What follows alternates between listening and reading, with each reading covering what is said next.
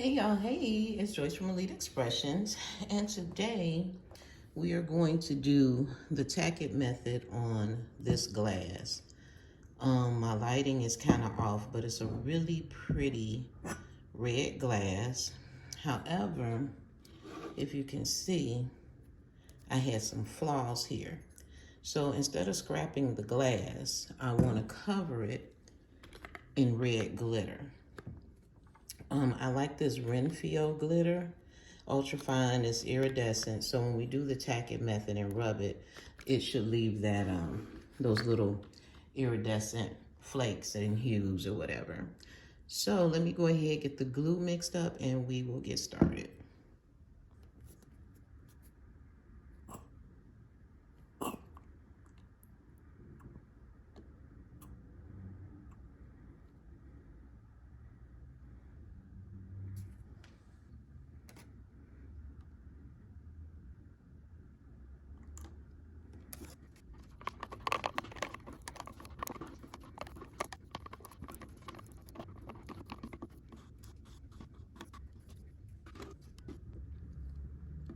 Okay, so I've already wiped the glass clean of any debris, oils, all that kind of stuff.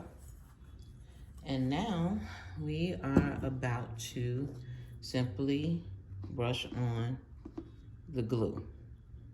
Don't know if I made enough or not, but we'll see shortly. I think using a foam brush is usually a no-no for this project, but well, we're about to see. Okay, hopefully you can still see.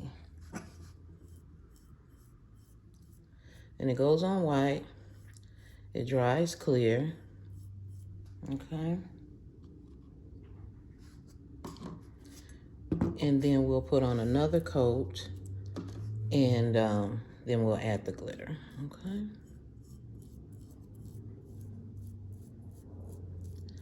It's these problem areas that I'm really trying to mask or cover, okay? But really trying to just cover it and see how it works out, all right? When I apply glitter, if I do a base coat, if I don't just apply it to plain glass, I do like for the paint to be about the same color as the glass. I mean, the paint to be close to the color of the glitter, okay?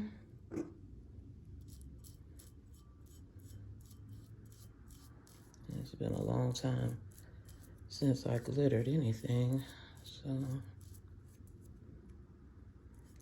I usually use a makeup brush, but if I sat and fooled around and tried to find a makeup brush, I would not have done this video. So it's just best that I get it going like this, okay? It looks like it's already drying, but we're gonna do 2 spots because I'm kind of doing a rush job and looking around the camera and not sure if I'm hitting everything, okay? So now we're gonna go down here. Get your stem really good. Spread it out to the base. Always get that outer edge, this part here, this side of the base. Some people don't pay attention to that, and that can sometimes make your work look unfinished if it's pitchy-patchy on those sides, okay? Even when you're painting the glass, try to get that edge, okay?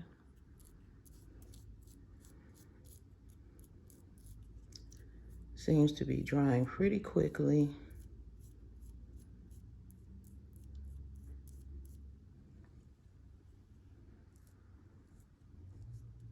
Trying to be as even as possible, but it ain't really working out all that great.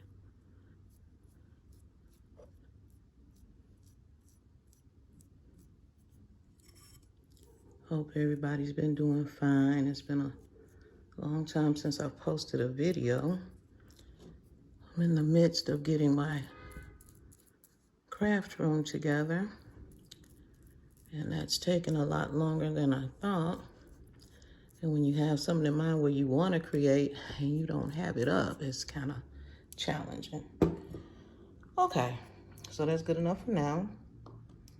It usually takes about 30 minutes to dry. I'll be back in 30 and we'll go from there. All right. Okay, here's the glitter. I've applied 2 coats of the Eileen's Tack It. Here's the glue. Eileen's Tack It over and over. Okay. Here's the glitter. Very much in the same color family. This Tack It is so much different than dealing with Mod Podge because, you know, Mod Podge,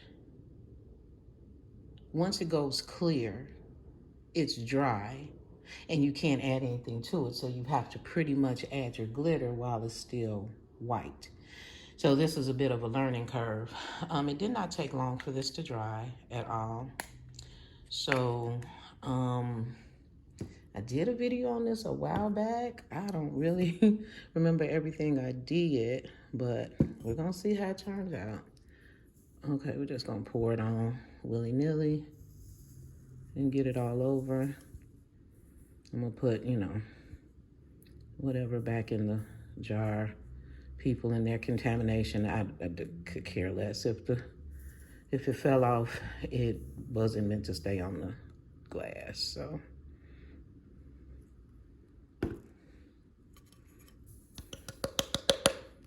Okay, it's kind of pretty. I'm gonna have to take better pictures in daylight. I hemmed and hauled all day, so I missed all the good daylight. So I'm using my ring light, and just when you're dealing with blingy type things, artificial light is never the best way to go because it doesn't show the work really well, okay? And it doesn't show like the true color, so I will have to take good pictures in the daylight because even the red paint is really, really pretty.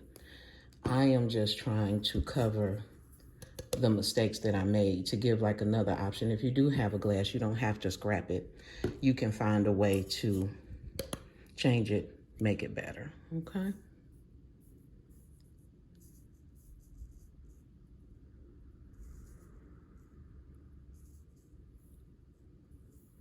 I can tell I haven't glittered in a long time. I used to be much neater with this, but whatever. I would never get glitter on my hand, but whatever. And plus, since I can't really touch the glass because it's tacky, I don't want to pull up any of the tackiness. I want the glitter to stick. So I'm doing it a little bit more opposite of what I used to. I used to hold the base and then go around. But can't really do that, can we? So like if you see right there, there's a bald spot. I didn't mean to drench it, gave it a whole bunch.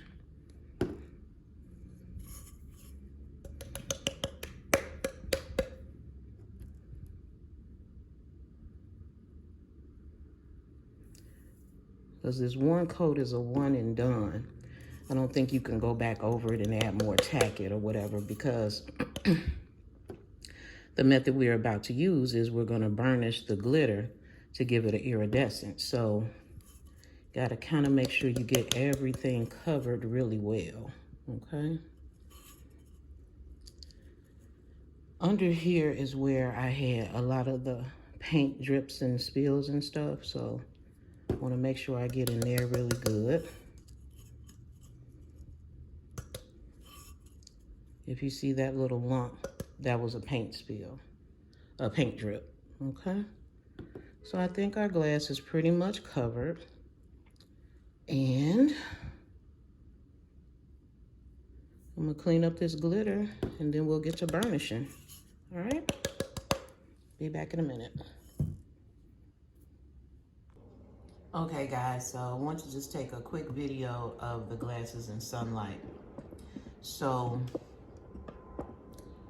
this glass here is the original paint color. And the reason that I covered over this other glass with glitter is because it had some drips like this around the curves. And it looks like they have been covered pretty good, so this glass may be salvageable and sellable. So yeah, but since last night when I was working, the lighting wasn't really good, but this red is absolutely beautiful. If I remember, I will show that paint color is actually a two-step color to get it that pretty. So yeah, so that's what we're working with right now. All right. Okay, the iridescent glitter has been applied, and now we are going to burnish the glass and hope that we get the iridescent effect. I'm using a makeup brush, and I don't know if you can see it, but it's happening.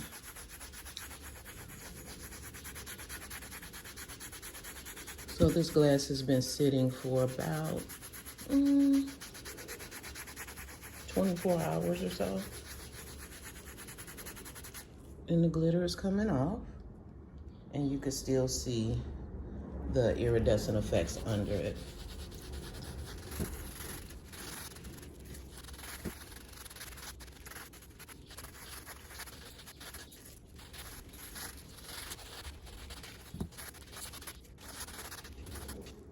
So let's see if you can see the difference. Okay. This glitter is not as iridescent as I hoped, but it's one thing.